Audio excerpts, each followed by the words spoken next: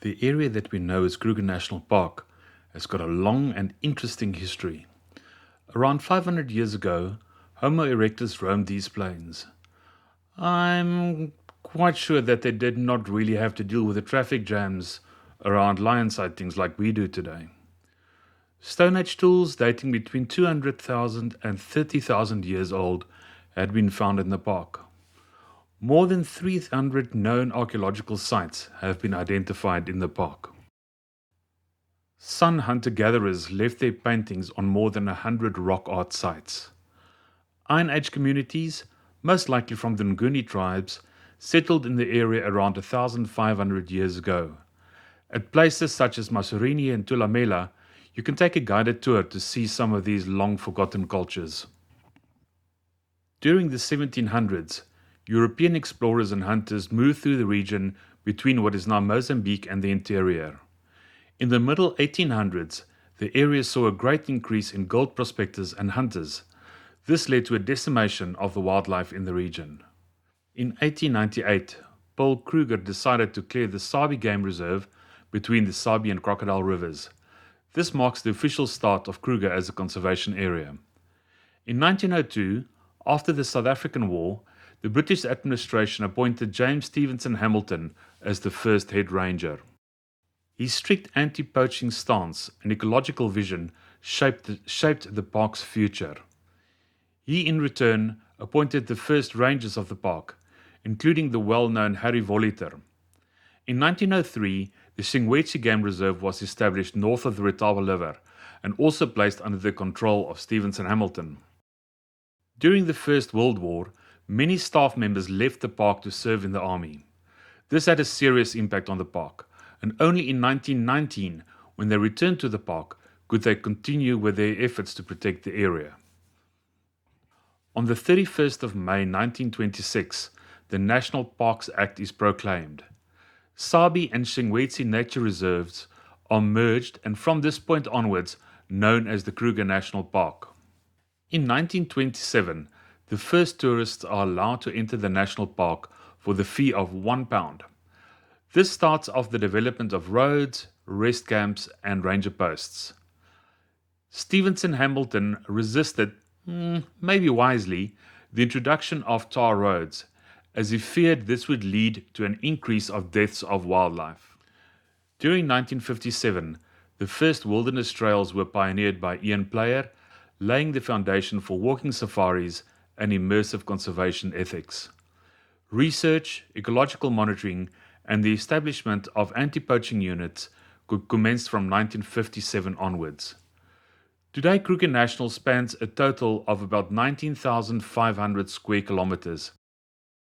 The broader Lowveld region was traversed by voortrekkers, and the Shangaan people settled here after regional upheavals under King Shaka. These movements shaped the cultural landscape long before formal reserves were established. During the 1800s, the land that would become Sabi Sand was surveyed and divided into farms such as Nantes, Toulon, and Sparta. These farms were sold to private owners. Some farms were used for cattle ranching, others for hunting. In 1934, many farm owners united to form the Sabi Private Game Reserve, appointing Donald Kirkman as the first full-time ranger. This marks the official beginning of the region as a protected area. During 1948, after World War II, the reserve was renamed Sabi Sandwiltuin.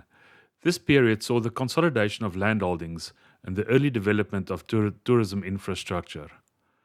By the 1950s, local landowners were actively shaping the reserve's conservation ethos.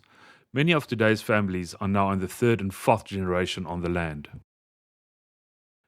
In 1965, Sabi Sand was formally proclaimed as a private nature reserve, and early lodges such as Londolozi and Sabi Sabi opened to the public. Fences were erected in 1961 between Sabi Sand and Kruger National Park due to hunting pressure and foot and mouth disease concerns. The eastern boundary fences were removed in 1993, allowing free wildlife movement between Sabi Sand and Kruger. This recognition dramatically improved ecological health and game viewing quality. A second group of farms further to the north, including the reserves such as Timbavati, Tlasiri, and Balule, followed a similar pattern. In 1956, a group of like-minded farmers came together to discuss farming methods that aimed at reducing impact on the land in the Timbavati region. They encouraged other landowners in the region to join with them in protecting the region. Tlasiri was the first to form in 1969, when 36 local landowners decided to merge the land into a conservation area.